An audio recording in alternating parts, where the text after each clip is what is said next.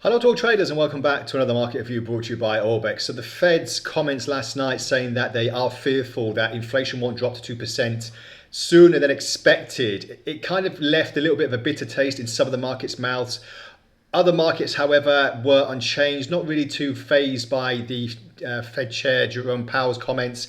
Excuse me, and other members of the panel as well. We're looking at indices today because the S&P and the Nasdaq did slip away slightly away from their record highs, and we're just seeing if that's going to have any impact on the ripple effect for tomorrow's NFP numbers as well. This is market talking only. Obviously, the numbers are what they will be, but in the near term, are the Fed going to wait and see if there's going to be any big tariffs placed by Donald Trump, any trade wars happening in the next couple of months as well?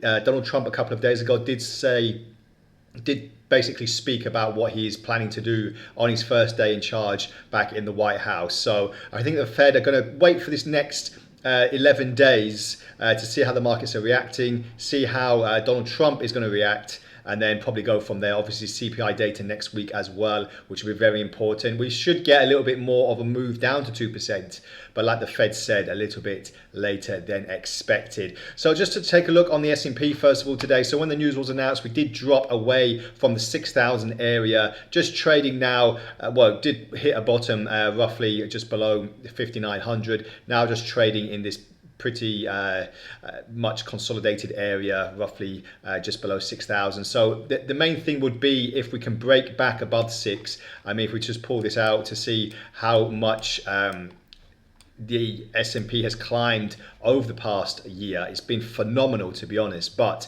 there was also always going to be a correction. Now, as you can see here, we are just having more of a difficulty of moving higher, and you know, from the top that we had, we're just kind of stuck in this slight bearish channel, and especially with a slight divergence on the horizon, we could see a lift for bulls, but it's just about breaking this particular top here just above 6,000 and then moving on towards another record high. But it is a bit muted at the moment. Obviously NFP CPI data kicking off the year as well is basically a bit of a slow start for a lot of the markets, so we'll wait and see what that means for everything else. Just having a look on the Dow as well.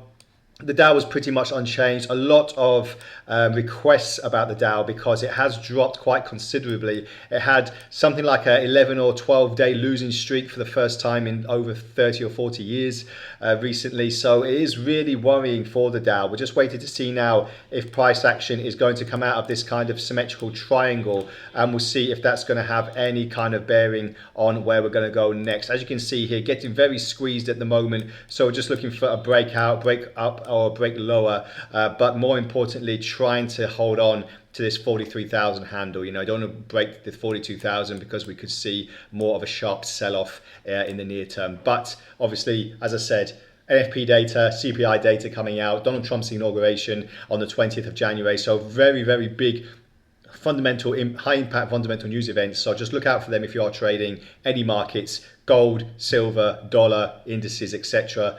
So you're not caught out by any big market moves.